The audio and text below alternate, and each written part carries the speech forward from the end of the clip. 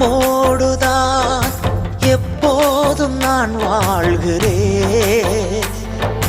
உம்மோடுதான் எப்போதும் நான் வாழ்கிறேன். அப்பா என் வலக்கரம் பிடித்து தாங்குகிறேன். அப்பா என் வலக்கரம் பிடித்து தாங்குகிறேன். நன்றி ஐயா, நாள் முழுதும் நல்லவரே வல்லவரே. விண்ணிலும் மண்ணிலும் உம்மை தவிர எனக்கு யாருண்டு? இந்த மண்ணுலகில் உம்மை அன்றி வேறு விருப்பம் எது உண்டு?